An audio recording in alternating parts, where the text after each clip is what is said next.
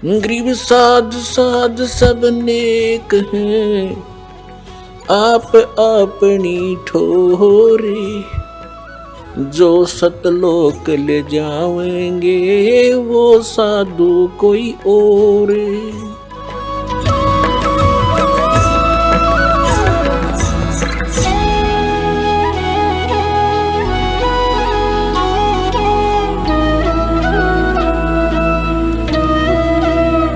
हमने भगवान की डेफिनेशन का ही नहीं पता था अभी तक। कोई कुछ सट्टे मारे था हमने वो भी मान ली, कोई कुछ तुक्के मारे था वो भी हमने मान ली, क्योंकि हमें कुछ ज्ञान नहीं था। तो परमात्मा ने आपको शिक्षित इसलिए किया है कि आप भगवान पहचान लो।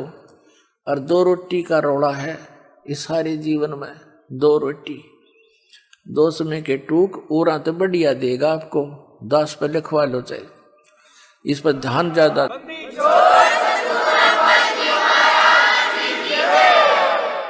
लेकिन हमने भक्तों की तरह रहना पड़ेगा, बकवादियों की तरह नहीं। हम अलग से एक ऐसा समाज तैयार करना चाहता है ये दास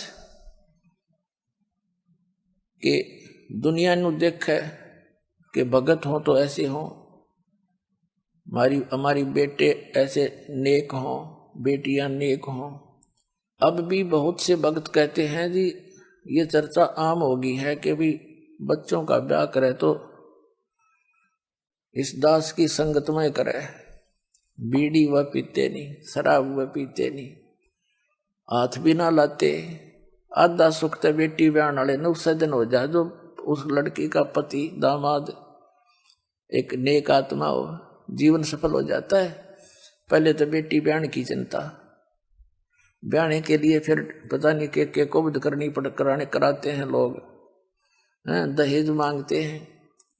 तो यहाँ तो कलीन चट कर रखी है दास ने, जो रिश्वत लेगा, जो दहेज लेगा, बीड़ी शराब मांस तम्बाकू पीवेगा, वो भक्ति के आसपास नहीं रहेगा।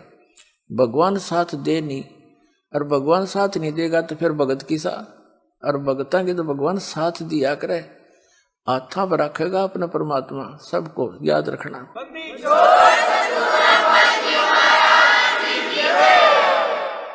और फिर ये समाज हमारा किसी भी फील्ड में जाएगा, चाहे कोई डॉक्टर बनियो, चाहे इंजीनियरिंग बनियो, क्योंकि रोटी के लिए चल रही है, इसमें थोड़ा बहुत तो हिस्सा लेना ही पड़ेगा आपसे।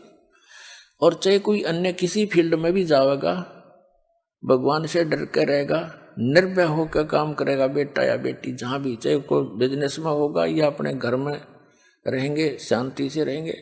तो कहने का भाव ये है, जो हाहाकार माचरी से बताओ, वर्तमान में जजों पर भी उंगली टेक के कुछ लोग भ्रष्ट हो गए, प्रशासनिक अधिकारी, फिर कहाँ जावा ये जनता गरीब। राजनेताओं की ताप रोज कल की पार्टी देखो, किसने इतने को फला कर दिया, उसने इतने 1000 करोड़ का, लाख करोड़ का कर दिया। सिर में मारेंगे उन करोड़ों का, ज्ञान कोई नहीं। उस अनजान बालक की तरह बिजली के तार को मुख में दे बैठे ये, तो फिर हाथ भी ना लावा जहर दिखाई देगा। वो पैसा कहाँ से आता है? टैक्स का। टैक्स कहाँ से आता है? आपसे, गरीबों से, खून पसीने की कमाई करते हैं मजदूर, किसान या कोई भी गरीब है, तो वो उससे टैक्स, कपड़ा खरीदता उस पर टैक्स, टैक्स तो आपके ऊपर है सारा। तो उस टैक्स को कौन खाते हैं? जो भ्रष्ट लोग हैं वह खाते हैं, उस जहर को, विष को खाते हैं। और कहाँ ले जाएंगे? पीछे एक मुख्यमंत्री के बारे में हेलीकॉप्टर में जा रहा था, पता नहीं क्या क्या स्कीमें बना रखी थी, आगे का क्या क्या टारगेट था, हेलीकॉप्टर में मर गया पड़ के। अब कहाँ गई वो, उसकी वो जो बकवाद थी। अब गधा बन के फिरेगा, कि तक को मार के लटकाओगा, कि तब भैंस बन के, किसी का जो ना बैल बन के, वो सारे पूरे करेगा। तो पुण्यात्माओं, आज सारी उल्टे काम हो गए। जो नौकरी पे लग जाते हैं उनको हम घनी शाबाशी दे हैं, बड़े बढ़िया मानते हैं, उसके ऊपर तो बड़ा गजब भार बनता जा रहा है। बात ये नहीं है कि नौकरी ना करे, लेकिन अब इस भक्ति के मार्ग पर लगने के बाद अपनी निर्धारित पेपर निर्वाह करे और उसके अतिरिक्त विष समान समझ ले। तो कोई पाप नहीं रहेगा, भगवान साथ रहेगा। एक प्रशासनिक एक अधिकारी था, जब दास ने यो नाम लिया था, आंख थोड़ी थोड़ी खुल गई थी हमारी भी, ये बुरे काम का बुरा नतीजा। उसने रिटायर होने से पहले कमिश्नर रैंक का था एक, और किसी महकमे का वो डायरेक्टर लगा हुआ था। रिटायर होने से 6 महीने पहले पुत्री का ब्याह किया, इस उद्देश्य से कि सभी डिपार्टमेंटों के लोग लाओगे बेटी खातिर, कोई पैसे दे जाएगा, कोई सोने के कुछ कड़े बनवा देगा, कोई चूड़ी बनवा के लाओगा। ऐसा ही किया, ऐसा ही हुआ। कुछ तो लोगों से आया हुआ, अन्य अधिकारियों से, कुछ अपना जो जोड़ रहा था। और क्योंकि उसने लड़की भी जैसा उनकी बुद्धि काम करती है, अपने से दोगुने तिगुने ज्यादा पैसे वाले के ब्याही।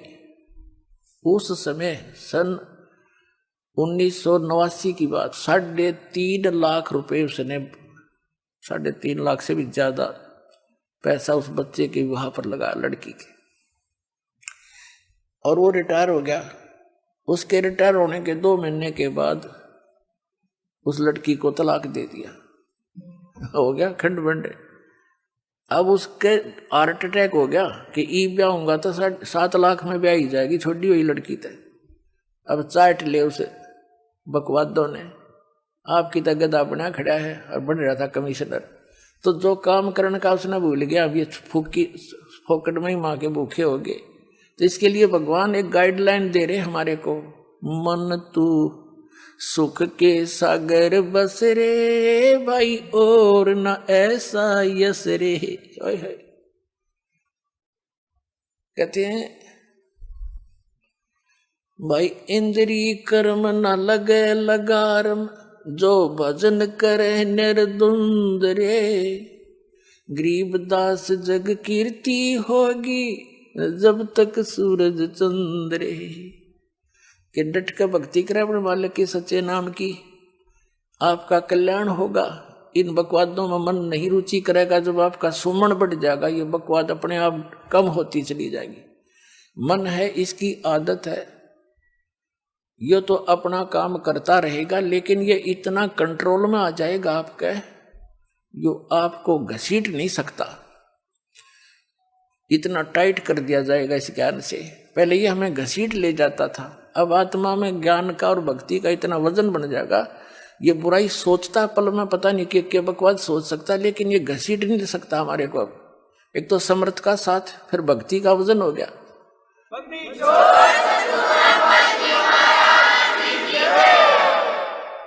तो कहते हैं इंद्री कर्म ना लगे लगारम, जब भजन करे निर्द्वंद रे। कंटिन्यू भजन करे, मालिक की आस्था बनाए रहे, कभी ज्ञान पढ़ ले, कभी सुमन लग कर ले, कभी सुबह की आरती, कभी दोपहर की, कभी शाम की। इस मन ने, इसमें आत्मा ने इसमें रंगे रखे। यो मन तो भूत है, भूत जंद है, यो इसने कामलाएं रखे। एक महात्मा ने अपने चेले से कहा कि बेटा तू एक सिद्धि सीख ले।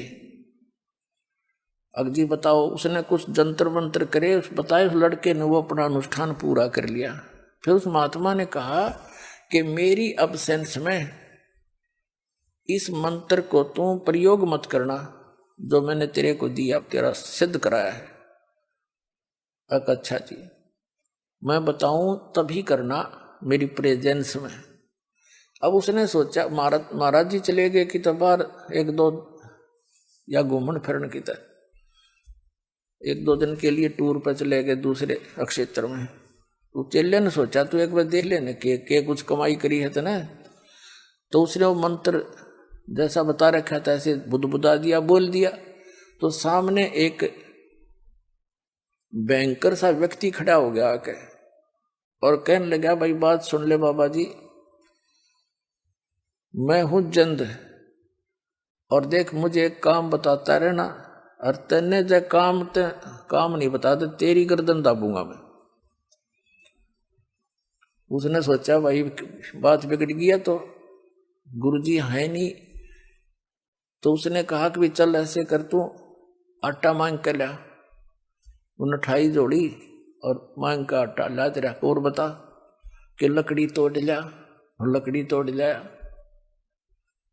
उसने सोचा भाई क्या बताऊं, पानी भर लिया। उसने मुश्किल माच की कि भाई ई भैयो सारा काम करा लिया भाई, झाड़ू दे दिया, चारपाई बिछा दी। अब उसका पसीने छूट रहे, इतने में वो गुरुजी आ गए और भाज के उनके चरणों में पड़ गया, गुरुजी मुझे बचाओ इससे। अरे क्या हो गया? गुरुजी ने कहा तेने वो काम कर दिया जो मना कराया था। अगली मन ने सोची देखते नो क्या क्या कुछ उपलब्धि हुई है, और मुझे बचाओ ये नो कहे या तो काम बताना तेरी गर्दन दाबूंगा। तो गुरुजी बोले भाई नो कह दे इसने एक बांस ले आवा लंबा। अच्छा जा भाई बांस लिया लंबा।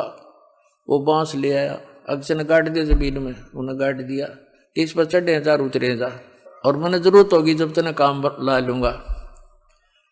तो पुण्यात्मा यो मन है जंद भूत, इस राम नाम का बांस गाड़ दिया परमात्मा ने भी, इस पर चढ़ाए जाओ उतराए जाओ, बाकी काम हो जाओ उसमें डाल।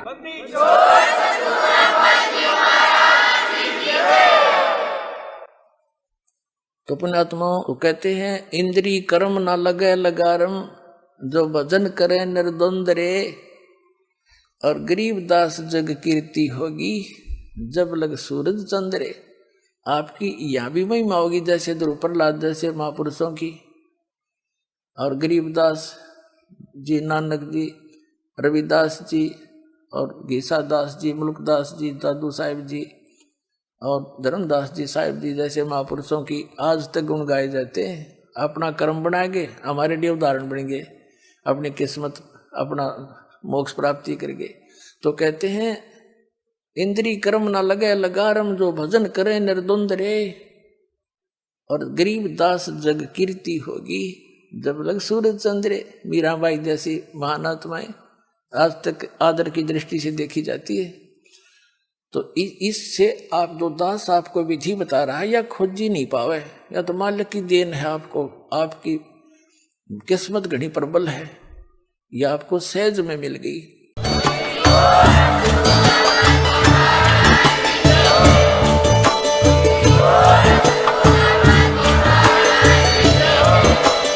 आप सुन रहे थे जगत गुरु तत्वदर्शी संत रामपाल जी महाराज जी के मंगल प्रवचन। अधिक जानकारी के लिए विजिट कीजिए हमारी वेबसाइट www.jagatgururampalji.org। संत रामपाल जी महाराज जी के शुभ आशीर्वाद से पूरे विश्व भर में 500 से भी ज्यादा नाम दीक्षा केंद्र हैं, जिन पर संत रामपाल जी महाराज जी द्वारा ऑनलाइन निःशुल्क नाम दीक्षा दी जा रही है। अपने नजदीकी नाम दीक्षा केंद्र का पता करने के लिए संपर्क करें 8222880541।